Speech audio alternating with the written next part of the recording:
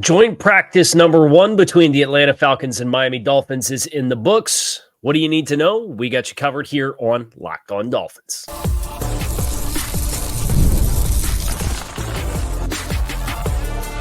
You are Locked On Dolphins, your daily Miami Dolphins podcast, part of the Locked On Podcast Network, your team every day. All right, Miami, welcome to another episode of Locked On Dolphins. It is your team every day here on the Locked On Network.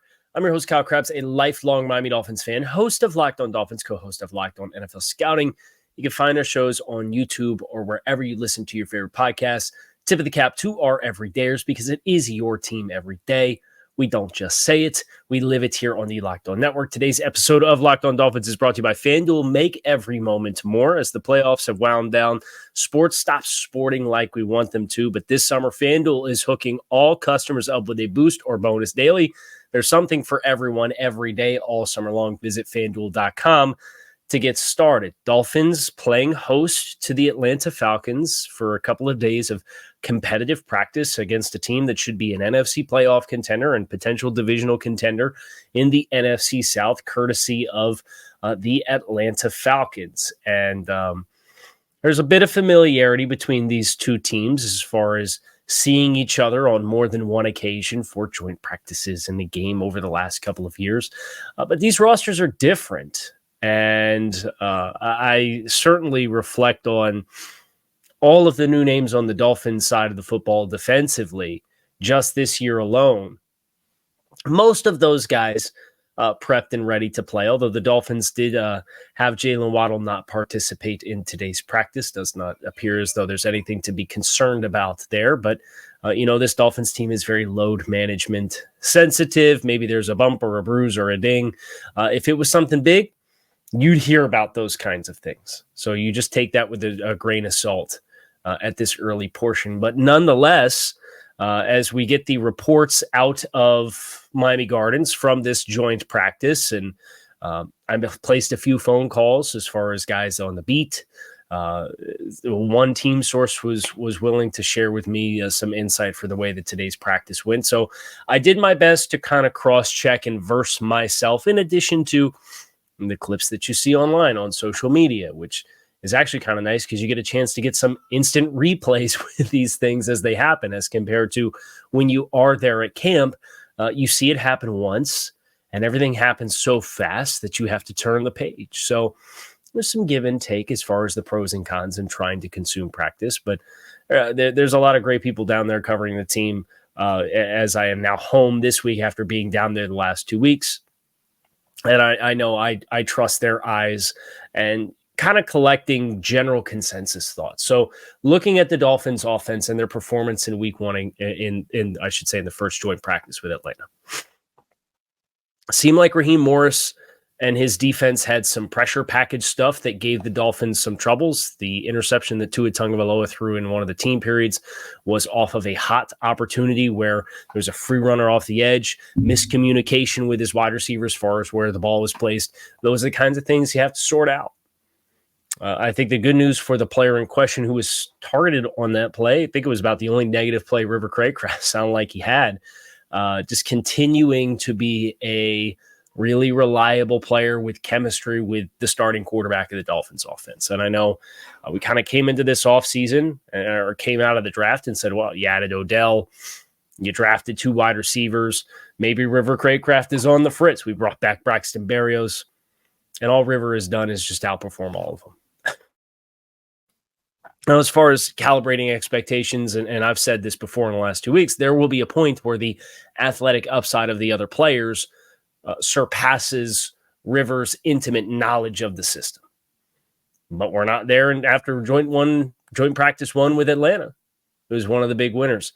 The Dolphins offense as a whole, kind of the consensus was there were more explosive plays. Miami had a lot of chunk gains, managed to hit a home run up over the top. Tyreek Hill gets vertical for what would have been approximately a 50-yard touchdown pass from Tua Tagovailoa in one of the team periods. That's the identity of the team, but assessing, especially in the first of 2 joint practices when you get 2, You kind of expect you're going to be able to hit a team with things and they're going to be able to hit you with things because you're not really game planning going into a practice. So this is where the storyline is, okay, Miami had chunk plays today offensively. Do they still have chunk plays tomorrow? Because what the Dolphins are going to do and then what the Falcons are going to do is they're going to go back and they're going to watch the film of practice and assess, okay, here's how we played this wrong. Here's how we played this wrong. Let's try to make adjustments to do the things tomorrow at a higher level. And if the Dolphins can come out tomorrow and still find explosive plays, that's the litmus test and measurement. It's the setting the tone in the first practice is great. And it sounded like on both sides of the ball, Miami kind of jumped on Atlanta early. And then Atlanta kind of evened the competitive balance with their offense against the Dolphins defense, which we'll talk about a little bit later. And then obviously getting an interception on Tua with a pressure package and some pressure things, breaking down the Dolphins' protections in this practice/live setting in a controlled environment where you're not fully tackling and going down to the ground. But the chunk plays came in the run game, and the chunk plays also came in the passing game.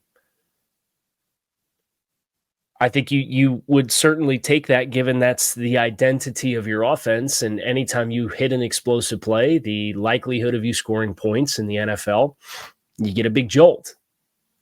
And the fact that they were able to be multifaceted in how they did it, you feel good about. It sounds like we did have at least one low snap from Aaron Brewer to Tua Tagovailoa. So the snap issues, the dreaded snap issues, rear their head back again on August 6th. But the narrative on that drumbeat has certainly died down versus what it was. But Miami without Jalen Waddle, without Braxton Berrios and Eric Ezukama and Odell Beckham today, sound like the tight ends got a little bit more involved in the passing game today.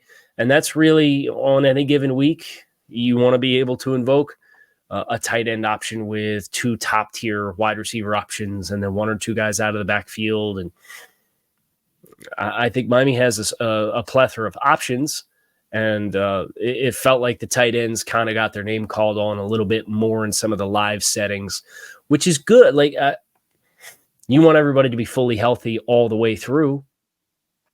But at the same time, if you told me that, hey, for the sake of balance, we had to work on 12 personnel packages, or we had to work on 21 personnel packages that included the tight end getting out into routes, I don't think that's a bad thing for the beginning of August. Getting all those guys acclimated. And again, is Jalen Waddle back at practice tomorrow? I'm sure that would certainly change some things. Tyreek Hill made the splash play of practice. I'm kind of interested in how the trend continues. You go 11 personnel heavy. Do you get the backs more involved in the passing game? Interested to see. Miami sounded like just one bad period with the first team offense as far as negative play and a sack. And they had a 2-minute situation at the end where they took a sack on the first play and they still got down and scored points.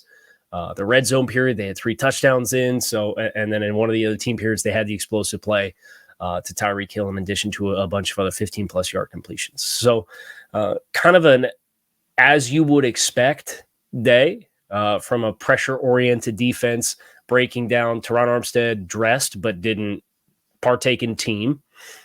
Kendall Lamb, Patrick Paul, Keon Smith, those guys kind of collectively working that left tackle spot. It sounded like the left side of the offensive line was where most of the pain points were for the Dolphins. Now, we'll get into Atlanta's offense with Kirk Cousins and Michael Penix and all of these skill players against the Dolphins defense, including a kerfuffle that happened. We'll talk about that next year on Locked On Dolphins. Stick with us.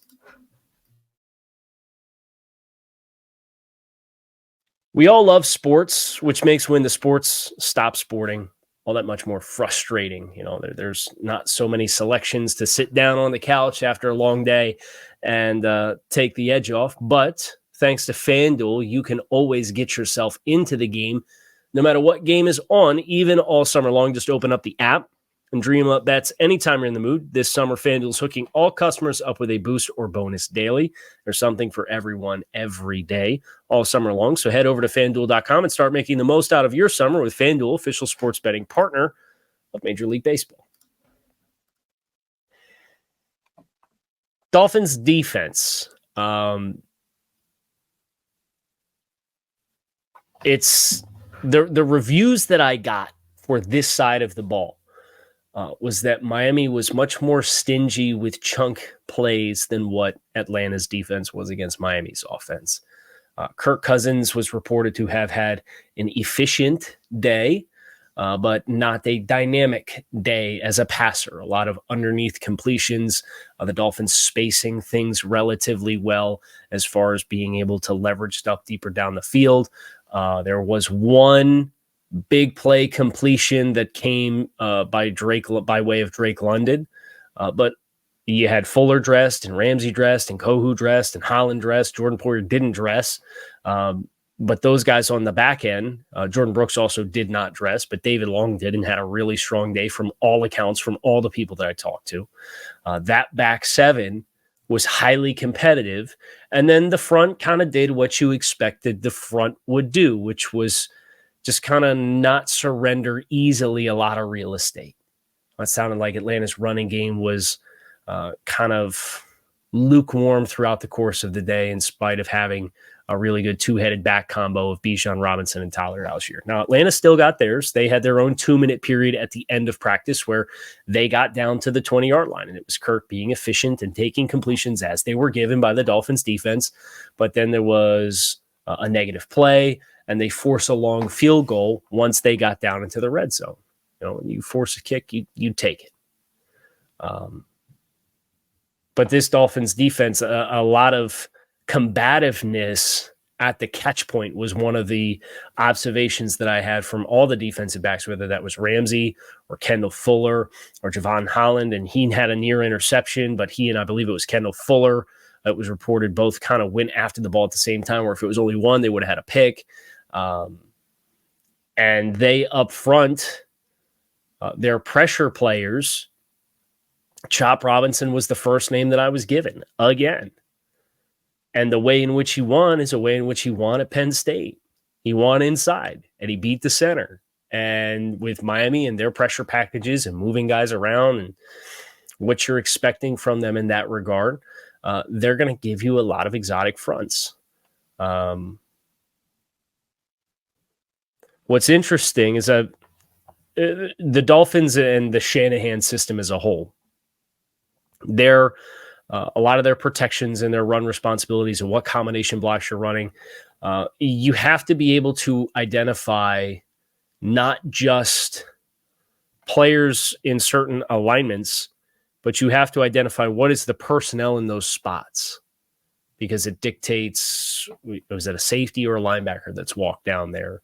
Is this a base 3-4 defense, or is this an underfront with even personnel that has more pass rush danger and capabilities? And for the Dolphins defense, both on the front end and the back end of this, there is enough interchangeability, and that is expected to be one of the primary identifying variables of this defense. Is you could line up the same way, but at different guys in different spots, and it technically makes it a different front.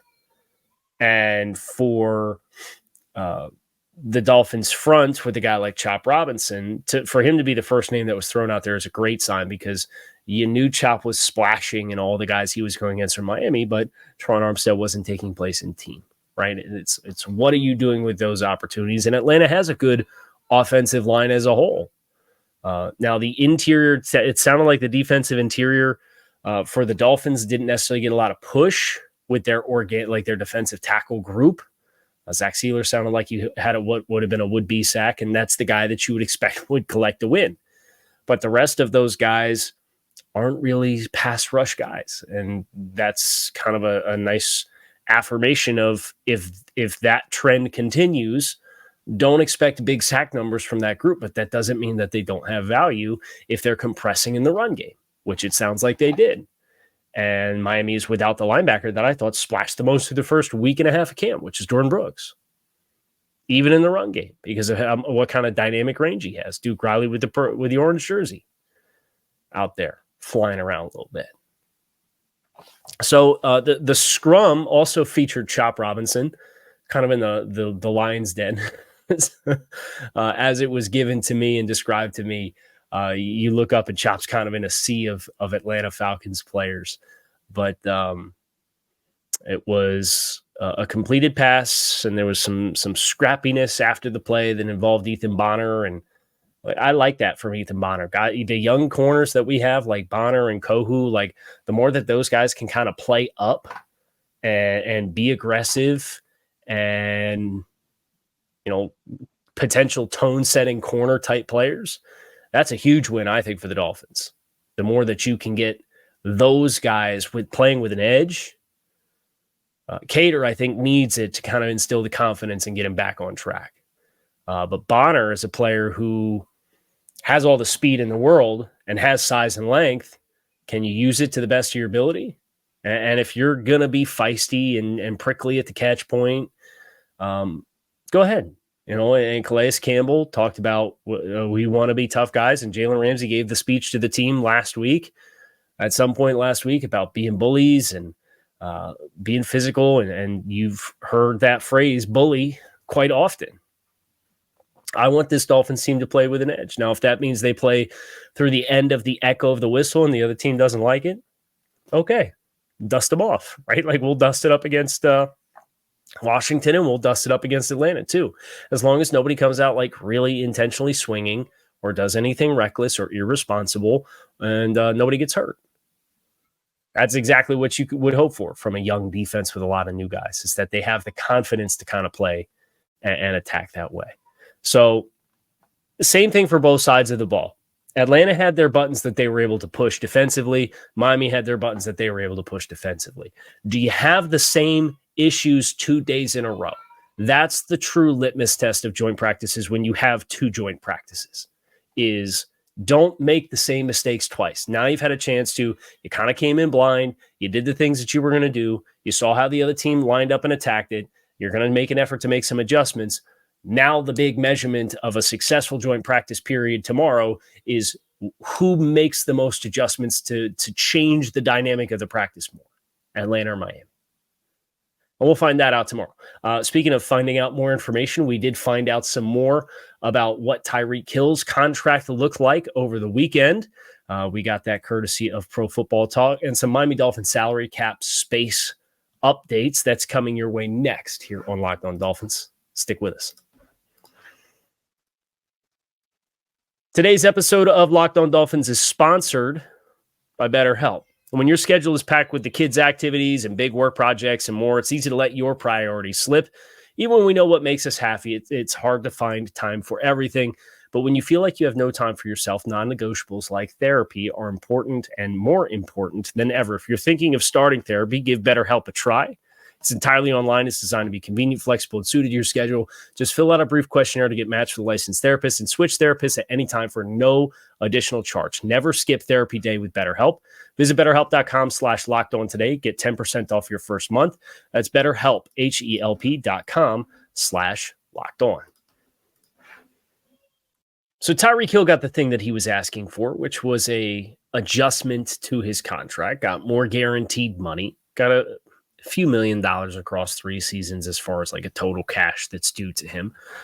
But the most notable part of this was how the Dolphins structured his 2025 pay and his 2024 pay. He received a minimum salary of $1.2 million this year. The rest of his cash came courtesy of a signing bonus and a roster bonus. And the team spread out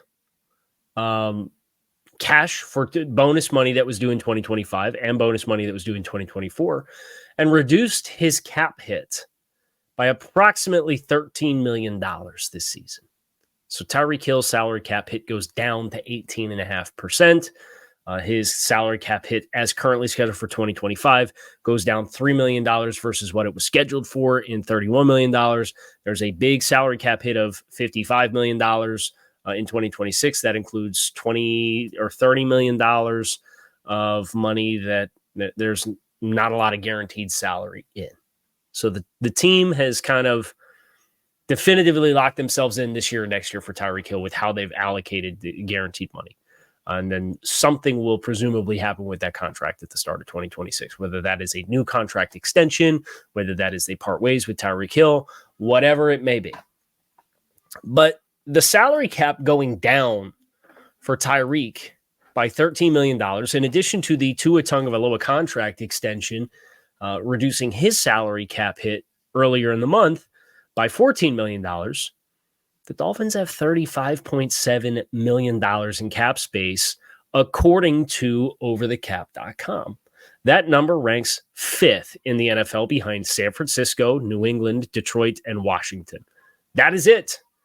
Not bad for a team that was staring down the barrel of this very imposing salary cap figure and outlook. Now, the timing of how some of this money has freed up, unfortunately, meant you had to be strategic with the opening period of free agency, and you didn't want to get into a you-know-what contest trying to retain your own players that were getting offered 120% of market value because they were on the open market in the first place. Okay. And the Dolphins are probably going to be looking at being somewhere between $40-45 million over next year's cap, assuming it continues at the growth rate that it currently is. But this is where it's important to know the rules and the dynamics of the salary cap. Whatever you don't use, you can carry over to the next year. So for Miami's sake, they're going to need about $5 million in cap space to pay their practice squad throughout the course of the season. They've got 35.7. So now you're looking at 30. You could be really aggressive and bring somebody in either via trade or free agency and still have, like, cut your salary cap deficit next year in half before you touch any contracts, be that restructuring to a Tagovailoa's deal, which they left $25 million in base salary, so you could open up like $19 million in cap space with that move alone, whether you restructure Tyreek Hill's contract. You look at all of the non-Teron Armstead options for the team, and they have about $85 million in restructure potential without void years. So they are going to have ample levers to pull, and they're starting closer to zero, and they have much more salary cap space to carry over this year than what they did the previous year. This is all part of that income redistribution and salary cap realignment. Now, they could also extend, say, Javon Holland theoretically and put some money on the front end of that deal. His salary cap hit this year goes up, and they can absorb that now because they have the room to do it.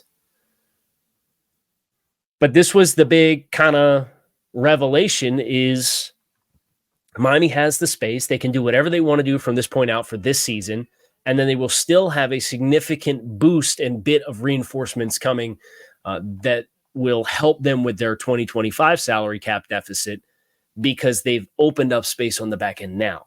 So when you think about post-June 1st potential cuts next year, whether that's Teron Armstead via retirement or they move on, that money coming free post-June 1st, maybe you can't use it in March to sign a player for the team, but it can be a part of your continued rollover process to help ensure that if you're spending contracts on players that are internal players and you're signing extensions, you will have the wiggle room to afford them accordingly. And Tyreek Hill and Tua, those cap hits going down this year gives them this big pool where we have flexibility to do whatever we want right now. And they can do whatever they want right now because they're 5th in the league in cap space, whether that's trade or free agency. And if they don't find anything that they like at a price that they feel is appropriate, they can carry it all over and it will dramatically cut the work that they have to do to get cap compliant for the start of the league calendar year. It's a good update to have. It's, I was interested to see if they were going to cut down that Tyreek Hill figure or not because they already had space. And they're taking what they can now, knowing full well we can use it if we want it. And if we don't use it, we can roll it right into next year. No questions asked, all the same. At no cost of interest or anything like that. So that's day one with Atlanta and the update to the Dolphins' financial picture. given the latest contract extension that is done or adjustment that is done with Tyreek Hill. As I said several times, day one, competitive. Felt like the Dolphins kind of commandeered it early. Healthy, competitive practice down the stretch for the back half of practice on both sides of the ball. Who makes adjustments and has the better day tomorrow? That will truly define my tone going into the preseason game as far as what this opportunity did for the Dolphins. Ball's in their court. We'll see what they do with it tomorrow. I am Kyle Krabs. You can keep it locked in right here on Locked On Dolphins. It is your team every day. I appreciate you guys for checking out the show. Make it a great rest of your day. Go Dolphins. I'll be back to talk to you all again soon.